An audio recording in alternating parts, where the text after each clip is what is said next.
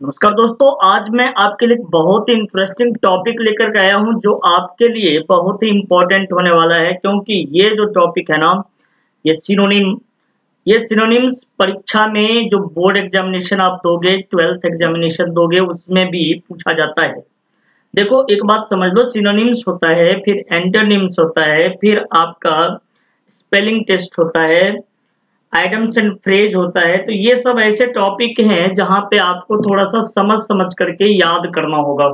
तो उसी टॉपिक को मैं आपके सामने आज लेकर आया हूं जो आपके लिए बहुत ही इंपॉर्टेंट और बहुत ही इंटरेस्टिंग होने वाला है। तो से सिनोनिम्स जो होता है, इसका मतलब होता है पर्यायवाची शब्द। अब एक बात समझ लो, ये पर्यायवाची शब्द मतलब क्या होता है। ये पर्यायवाची का मतलब होता है समानार्थक शब्द। कौन सा? समानार्थक, समान अर्थ रखने वाले शब्द। पर्यायवाची शब्द का मतलब होता है समानार्थक, जो एक ही जैसा अर्थ देता है उसे हम कहते हैं पर्यायवाची शब्द। ठीक है, तो आज जो मैं शब्द आपको बताऊंगा उसको देख करके आपको बहुत फायदा होने वाला है, क्योंकि ये सारे शब्द आपके लिए बहुत ही इंपॉर्टेंट हैं और बोर्ड परीक्षा के दृष्टिकोण से भी ये आपके लिए बहुत ज्यादा इंपॉर्टेंट हैं। तो चलो देखते हैं पहला शब्द। चलिए, पहला शब्द है अवेंडन। अब देखो अवेंडन को समझो। अवेंडन यहाँ पे ऐसे अगर तोड़ तोड़ के देखोगे तो यहाँ ए अलग है, बेंड अलग है और डन अलग है। ए अलग है, बेंड अलग है, ऑन अलग है। ठीक है, चलो ऑन अलग है। ऐसे समझोगे तो ए मतलब एक होता है, बेंड मतलब बाजा होता है, ऑन मतलब ऊपर होता है। लेकिन अवेंडन वास्तव में वर्ब है और इसका मतलब क्या होता है, थोड़ा सा मतलब सोचो आप। इसका मतलब होता है त्यागना, छोड़ना या तिलांजलि देना। त्यागना, छोड़ना या तिलांजलि देना। और इसका सिनोनिम्स क्या होता है? इसका सिनोनिम्स होता है गिव अप। गिव अप मतलब होता है छोड़ देना, त्याग देना। लीव होता है और फॉरसेक मतलब तिलांजलि देना, छोड़ देना।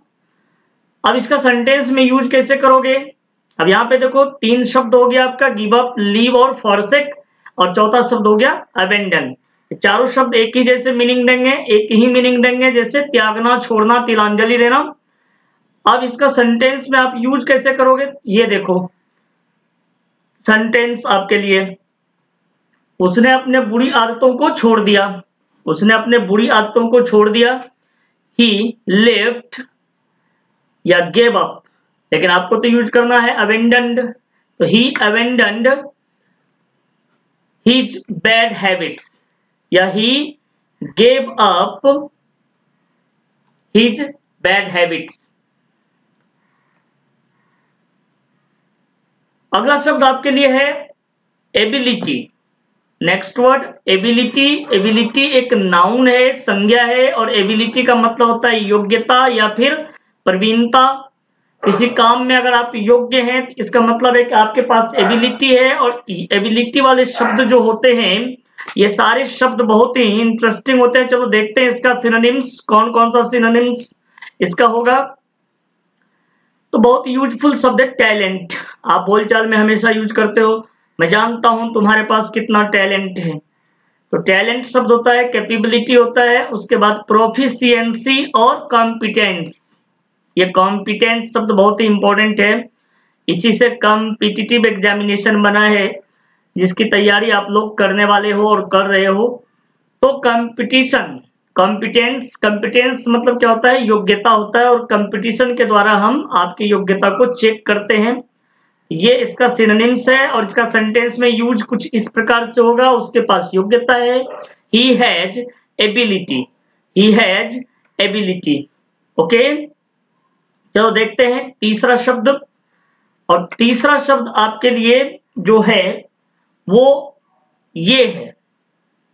बहुत अच्छा, क्या शब्द हो गया? एक्सीडेंट। आप लोगों ने इस शब्द को बहुत बार पहले भी सुना है और एक्सीडेंट का मतलब भी आपको याद है, दुर्घटना।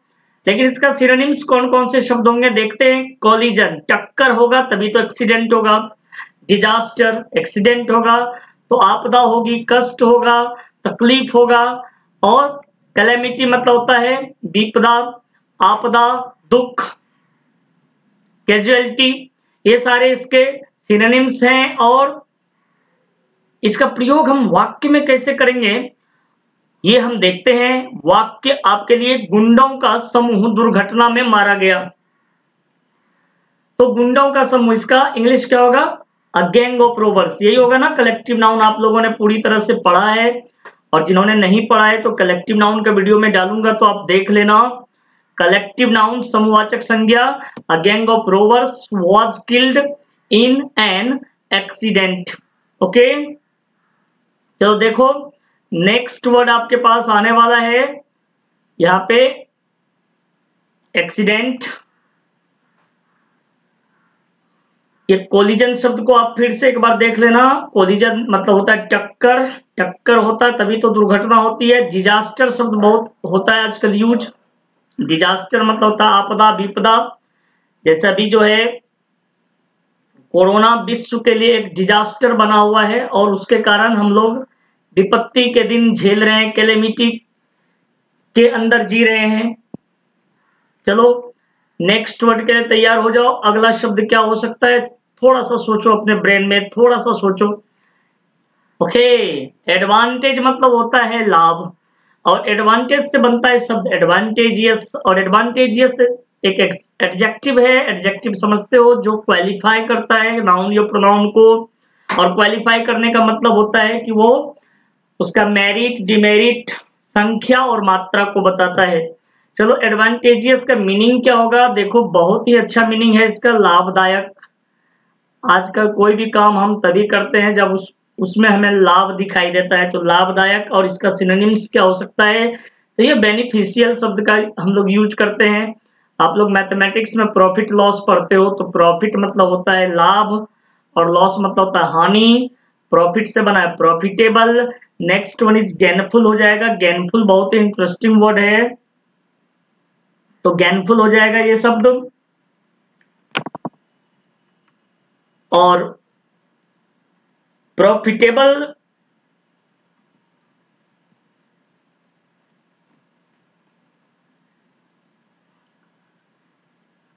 शब्द जो आपके पास है इसका यूज आप बहुत बार करते हो, बोलचाल में भी करते हो। जैसे आप बोल देते हो किसी को भी ये बिजनेस जो है बहुत ही प्रॉफिटेबल है, ये बिजनेस बहुत ही प्रॉफिटेबल है, तो प्रॉफिटेबल शब्द का हम लोग यूज करते हैं। गेन मतलब होता है प्राप्त करना, गेन से बना गेनफुल शब्द। कन्वीनियंट भी एक शब्द है जो एडवांटेजियस के बदले में यूज किया जाता है। सेंटेंस में इसका यूज देखो, यह व्यवसाय लाभप्रद होगा। अब व्यवसाय और लाभप्रद, लाभप्रद या लाभदायक। ओके, तो this business will be profitable या फिर एडवांटेजियस। ऐसे भी एक बात जान लो, मैं आपको थोड़ा सा ट्रिक बताना चाहता हूं। जिस शब्द के अंत में OUS रहता है ना, OUS, वो शब्द एडजेक्टिव होता है। क्या होता है? एडजेक्टिव होता है। चलो चलो पांचवें शब्द के लिए तैयार हो जाओ। रेडी? तो ये रहा पांचवा शब्द आपके लिए। The fifth one is adventurous. उच्चारण ठीक से सुनना, मैं क्या बोल रहा हूं। एडवेंचरस, एडवेंचरस एडजेक्टिव है और इसका मीनिंग होता है साहसिक। तो साहसिक बहुत ही अच्छा मीनिंग है इसका। और इसका सिनोनिम्स क्या हो सकता है? बोल्ड हो सकता है। डेयर, डेयर शब्द आपने सुना होगा। डेयर मतलब होता है साहस करना या हिम्मत करना। रेकलेस होता है। ये सारे इसके सिनोनिम्स होते हैं। रिस्की शब्द आप देख लो, बहुत ही अच्छा शब्द है, रिस्क से बना है रिस्की। जब तक आप रिस्क नहीं लोगे, तो रिस्क वही लेता है जिसके पास साहस होता है। तो रिस्क से रिस्की बना है, और रिस्की जो होता है वो व्यक्ति क्या होता है? साहसिक कदम उठाता है, रिस्क लेता है। एक बात जान लो, साहस का दुनिया में बहुत ज्यादा वैल्यू है। आप एक बात बता दो, शेर, लायन जो होता है, लायन जो होता है, वो लायन आप लोगों ने देखा है? लायन, अरे ओरिजिनल नहीं देखा होगा तो कोई बात नहीं,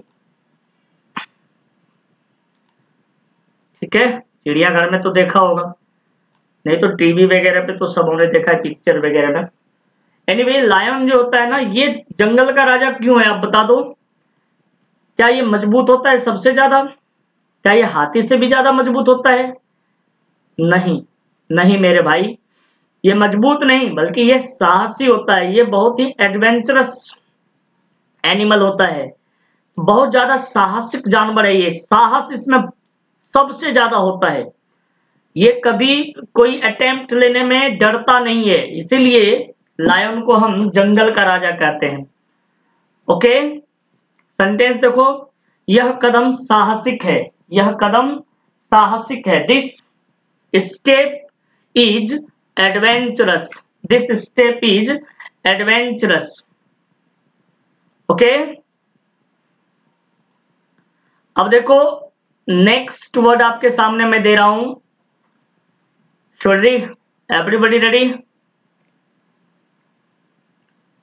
अलायंस। अलायंस एक नाउन है और इसका बहुत ज्यादा यूज होता है। आप जब गवर्नमेंट की बात करोगे तो आजकल ज्यादातर गवर्नमेंट अलायंस गवर्नमेंट होते हैं। और अलायंस जब होता है, जब गठबंधन होता है, गठबंधन, संधि या समझौता, इसका मीनिंग है और इसका सिनोनिम्स इस तरह से होगा आपके लिए, कोलिशन होगा। ऐसे कोल आप लोग सुने हो ना, कोल मतलब होता है कोयला, इतना सा कोल मतलब कोयला होता है, लेकिन ये कोलिशन मतलब गठबंधन, संधि, समझौता। कॉम्पैक्ट मतलब होता है ट्रीटी होता है, लेकिन हम लोग ज्यादा पॉपुलर वर्ड जो यूज करते हैं अपने जीवन में, एग्रीमेंट का यूज करते हैं। बातचीत में हम लोग कहते हैं ना एग्रीमेंट करा लिए हैं, समझौता हो गया है, एग्रीमेंट हो गया है। तो ये सारा शब्द हम लोग यूज करते हैं अपने लाइफ में। और ये देखो इसका सेंटेंस में आप किस तरह से यूज करोगे, तो ये रहा आपके लिए सेंटेंस। या समझौता तर्क संगत होगा। अब यहाँ पे तर्क संगत का मतलब क्या होता है? तर्क संगत का मतलब होता है किसी रीजन पर आधारित, किसी आधारित, किसी कारण से अगर हम किसी व्यक्ति से समझौता करते हैं तो उसको हम कहते हैं तर्क संगत है। तो दिस अलायंस विल बी, तर्क संगत का क्या होता है इंग्लिश बताओ? Reasonable. This alliance will be reasonable. Okay, चलो आगे बढ़ो और देखते हैं नंबर 7। यहाँ पे ये शब्द आप देख रहे हो, ये शब्द बिल्कुल आप भूल जाओ, ये गलती से यहाँ पे टाइप हुआ है। ओके, इसका कोई मीनिंग नहीं यहाँ पे, इसको मैंने काट दिया। ठीक है, आप भी काट देना। चलो नेक्स्ट वर्ड आपके लिए रेडी है और नेक्स्ट वर्ड आपका होगा एम्बिगस। एम्बिगस दोस्तों, अगर आप हमारे चैनल पर नए हो तो सबसे पहले चैनल को सब्सक्राइब कर लो और घंटे का बटन अवश्य दबाओ ताकि आपको नए वीडियो का नोटिफिकेशन मिलता रहे और आप इसी तरह से अंग्रेजी सीखते रहो। ठीक है, तो देखते हैं एम्बिगस। ये एडजेक्टिव है एम्बिगस और इसका मतलब क्या होता है? देखो, संदिग्ध या अस्पष्ट। अगर आपके जीवन में कोई चीज अस्पष्ट है, क्लियर नहीं है, तो इसको हम एम्बिगस कहते हैं। इसका सिनोनिम्स इस तरह से होगा कंफ्यूज्ड। कंफ्यूज्ड का हम लोग बहुत ज्यादा प्रयोग करते हैं अपने जीवन में। कंफ्यूज्ड या डाउटफुल, आप बोलचाल में हमेशा बोलते हो तुम बहुत कंफ्यूज्ड रहते हो, तुम बहुत ज्यादा कंफ्यूज्ड हो। तो कंफ्यूज्ड हो मतलब अस्पष्ट हो, तुम्हारा कोई स्पष्ट डिसीजन नहीं है। उसको हम ऑब्स्क्योर भी कहते हैं या भेग। भेग मतलब भी होता है अस्पष्ट, भेग से ही बनता है शब्द भेगली। अस्पष्ट रूप से अगर कोई बात होती है तो हम कहते हैं भेगली। ओके, इसका यूज कैसे करोगे अपने सेंटेंस में? इस तरह से यूज करोगे, यह मामला संदिग्ध है। This matter is ambiguous. This matter is ambiguous. तो ये रहा आपका 7वां नंबर प्रश्न का जवाब, यानी 7वां नंबर शब्द आपके सामने बिल्कुल क्लियर हो चुका है। एम्बिगस के बारे में आप जान चुके हो। और आगे बढ़ो, देखो नेक्स्ट वर्ड आपके लिए बहुत ही इंटरेस्टिंग वर्ड आपके सामने है और ये रहा आपका नेक्स्ट वर्ड। जी हाँ, इसका मीनिंग क्या होगा? सोचो क्या मीनिंग होगा? एंसेस्टर। एंसेस्टर का मीनिंग क्या होता है? जल्दी बताओ। इसका मीनिंग होता है मेरे मित्र, इसका मीनिंग बिल्कुल क्लियर कर लो अपने दिमाग में, ये पूर्वज होता है, पूर्वज। इसका सिनोनिम्स हो जाएगा फोरफादर, फोररनर या फिर प्रीडिसेसर या फिर एंटीसीडेंट। ये शब्द आप याद रखना। फोरफादर का बहुत ज्यादा यूज होता है बोलचाल में। फोरफादर मतलब हो जाता है पूर्वज, एंसेस्टर मतलब भी होता है पूर्वज, और इसका सेंटेंस में इस तरह से यूज करेंगे आप, हमें अपने पूर्वजों का सम्मान करना चाहिए। We should respect our ancestors. Okay, we should respect our forefathers या एंसेस्टर्स, यहाँ पे फोर फादर्स यूज हुआ है, आप फोर फादर्स के जगह पर एंसेस्टर्स का प्रयोग कर सकते हो, ठीक है, एंसेस्टर्स।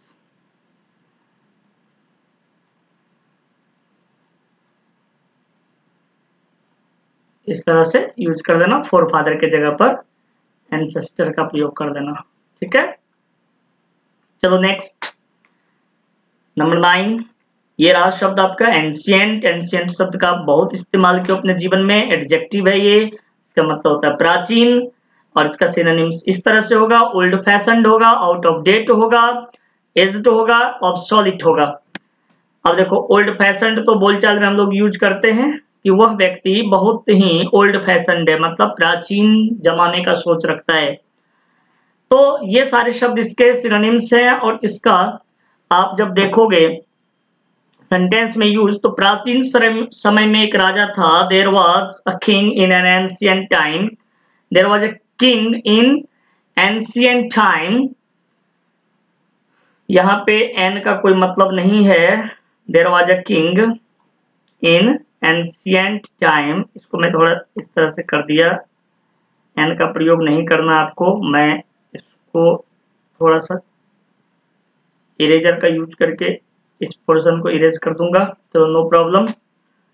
ओके, तो आप यूज कर लोगे इसको इस तरह से, प्राचीन समय में एक राजा था, there was a king in ancient time.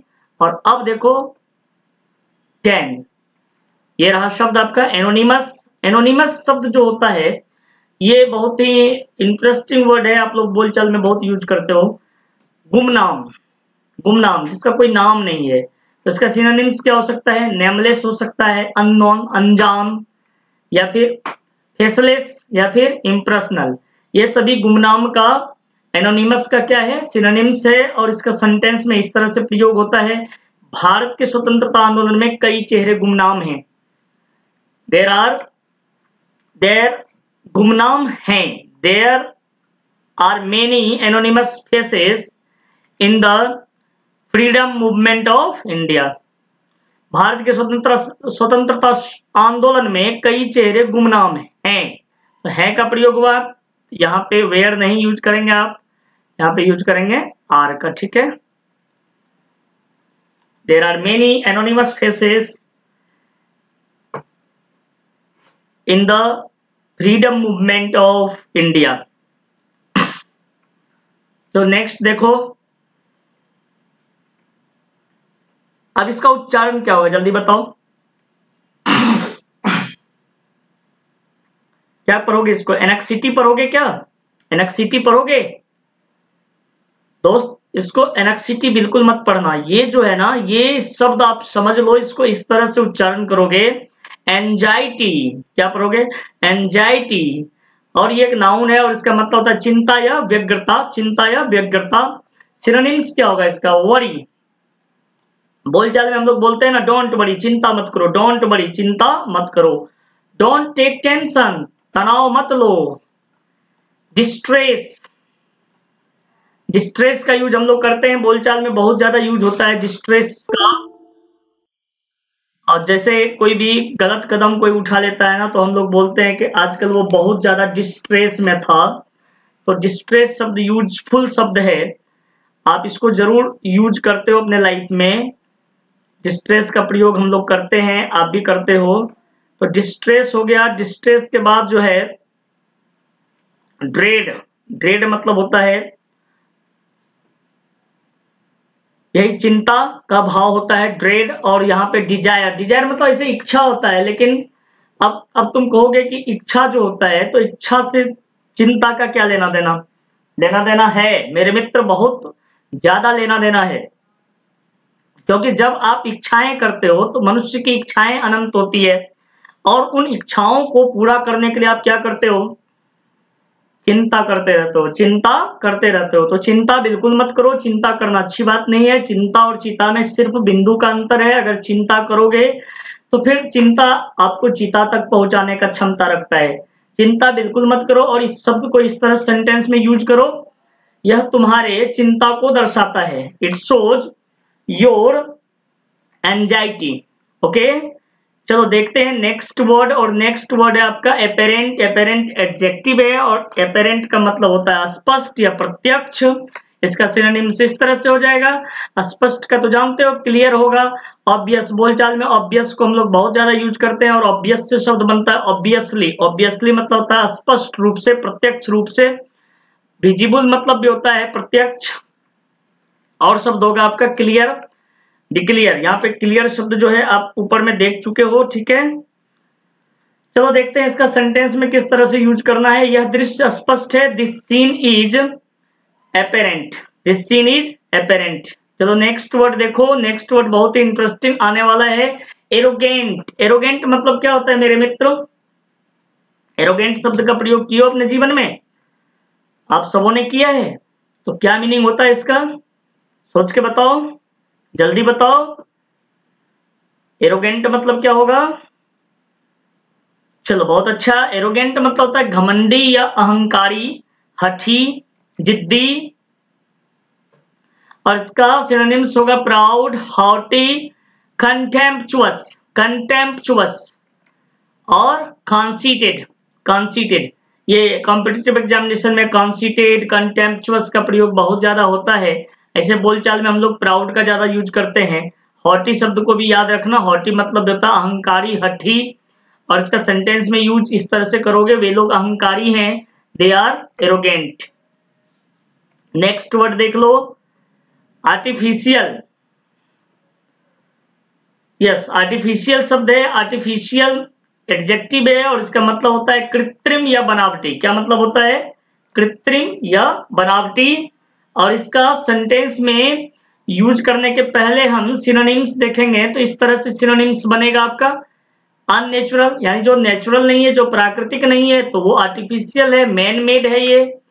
Bogus या सिंथेटिक, सिंथेटिक कपड़ा आप लोग पहने हो, सिंथेटिक कपड़ा जो होता है वो क्या होता है? मैन मेड होता है, मतलब उसमें नेचुरल सबस्टांस का प्रयोग हम लोग नहीं करते हैं।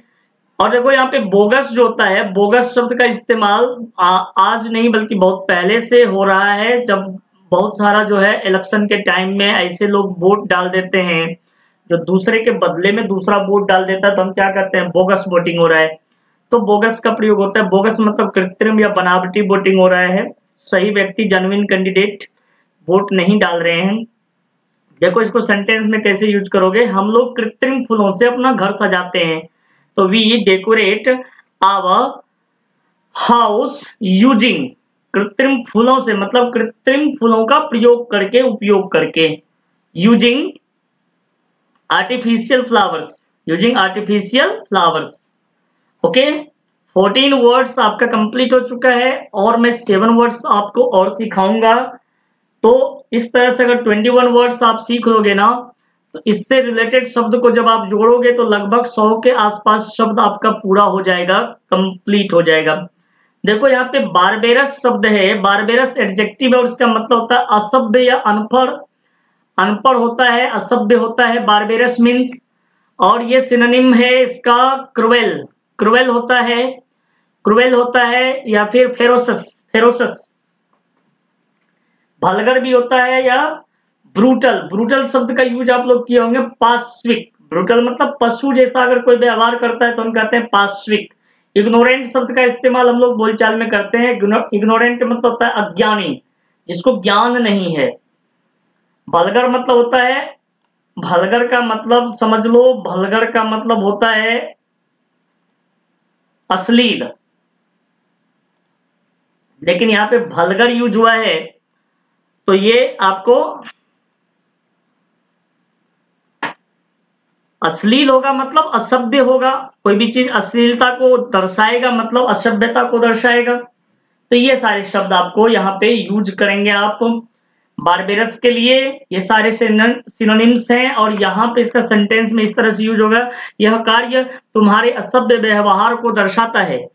This activity shows your barbarous behaviour. Okay, तो 15 वर्ड्स के बाद ये देखो 16 नंबर वर्ड्स आपके लिए बहुत ही, ये वर्ड आपके लिए बहुत ही इंपॉर्टेंट है, बिट्रे। अब बिट्रे से हमेशा बचना भैया, बिट्रे बहुत ही इंपॉर्टेंट वर्ड है क्योंकि ये वर्ब है और इसका मतलब क्या होता है, इसका मतलब होता है विश्वासघात करना या फिर भंडा फोड़ना। अगर आप किसी को कुछ बता देते हो तो वो व्यक्ति ही आपका जो है भंडा फोड़ देता है, आपके साथ विश्वासघात करता है। तो इसका सिनोनिम्स होगा डिस्क्लोज। डिस्क्लोज मतलब होता है भंडा फोड़ना, एक्सपोज मतलब होता है भंडा फोड़ना। और अगर आप किसी का भंडा फोड़ोगे, विश्वासघात करोगे किसी के साथ, तो वो क्या करेगा, वो अबेंडन करेगा, मतलब आपसे अपना रिश्ता तोड़ेगा, त्याग करेगा, छोड़ेगा, आपको फॉरसेक करेगा, डेजर्ट हो जाएगा, वो अकेले हो जाएगा, आपके साथ बिल्कुल नहीं रहेगा। सेंटेंस में यूज करो, मैं तुम्हारे साथ विश्वासघात नहीं करूंगा, I want betray you, I want betray you. अब बिट्रे के साथ जो है ना प्रीपोजिशन का इस्तेमाल नहीं होता है, तो विद यू का प्रयोग नहीं करना, सीधे यूज करोगे I want betray you. Next word देखो, बायोग्राफी। बायोग्राफी नाउन है और इसका मतलब होता है जीवन कथा। जीवन कथा, जीवनी, किसी भी व्यक्ति का जीवनी होता है ना, उसको हम बायोग्राफी कहते हैं इंग्लिश में। और यहाँ पे देख सकते हो आप किस तरह से सिनोनिम्स इसका होगा, लाइफ हिस्ट्री होगा। लाइफ हिस्ट्री मतलब भी होता है, बायोग्राफी होता है, लाइफ हिस्ट्री मतलब भी हिस्ट्री, रिकॉर्ड या क्यूरिकुलम। क्यूरिकुलम मतलब पाठ्यक्रम भी होता है, बोलचाल में आपको बोलेगा आपका क्यूरिकुलम क्या है, मतलब आपका पाठ्यक्रम क्या है, आप क्या क्या चीज पढ़ते हो, आपका सिलेबस में क्या क्या मतलब चैप्टर है, उसको भी क्यूरिकुलम बोला जाता है। चलो इसका सेंटेंस में यूज करो। क्या आपने महात्मा गांधी का जीवन कथा पढ़ा है?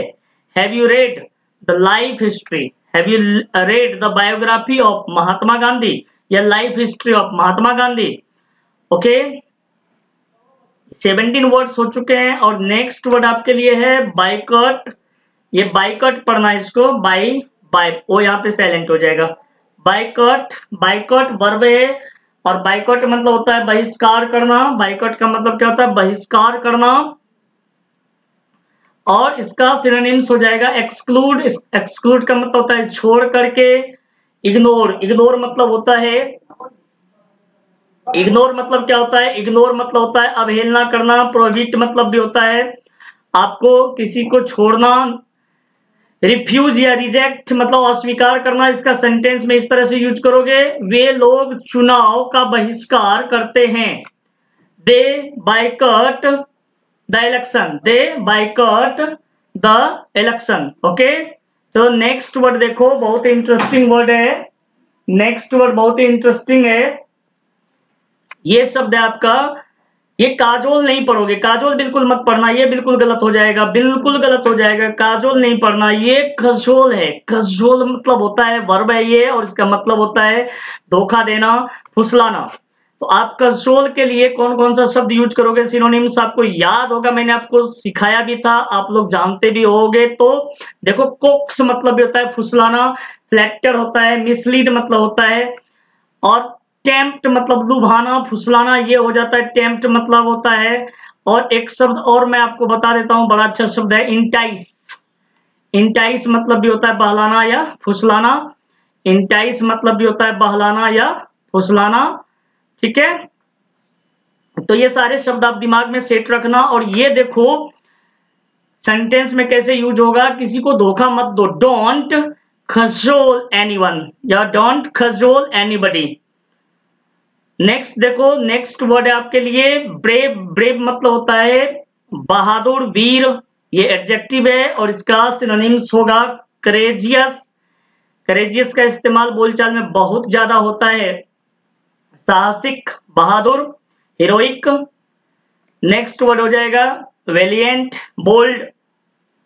और जब इसका सेंटेंस में यूज करोगे तो सेंटेंस बनेगा शेर बहादुर जानवर होता है। The lion is a brave animal। और आपके लिए मैं अंतिम शब्द आज के लिए, आज के वीडियो का अंतिम शब्द मैं आपको दे रहा हूं, ब्रिलियंट। ब्रिलियंट शब्द का प्रयोग आप बहुत किए हो, ये एडजेक्टिव है और इसका मतलब क्या होता है, इसका मतलब बिल्कुल आप जानते हो, तेज, चमकदार, दीप्यमान, अगर कोई व्यक्ति, कोई स्टूडेंट पढ़ने में तेज होता है तो हम कहते हैं बहुत ब्रिलियंट स्टूडेंट है। इसका सिनोनिम्स होता है intelligent, skilful, expert, famous, illustrious. Intelligent और एक्सपर्ट का तो आप लोग हमेशा यूज करते रहते हो बोलचाल में, बाकी शब्दों को भी एक बार देख लोगे। इसका सेंटेंस में यूज होगा सोनम एक तेज छात्र है, Sonam is a brilliant student. और एक बात ध्यान रख लो मेरे मित्रों, ये बहुत ही इंपॉर्टेंट टॉपिक है, इसके शब्दों को आप तैयार कर लेना, याद कर लेना, वीडियो को दोबारा देखना, और जब याद हो जाए तो फिर हम आगे के शब्दों को भी बताएंगे। ये आपके लिए बहुत ही इंपॉर्टेंट है, और ये बोर्ड परीक्षा के लिए बहुत इंपॉर्टेंट है, कॉम्पिटिटिव एग्जाम्स के लिए बहुत इंपॉर्टेंट है। तो मिलते हैं अगले वीडियो में, तब तक के लिए नमस्कार, थैंक यू।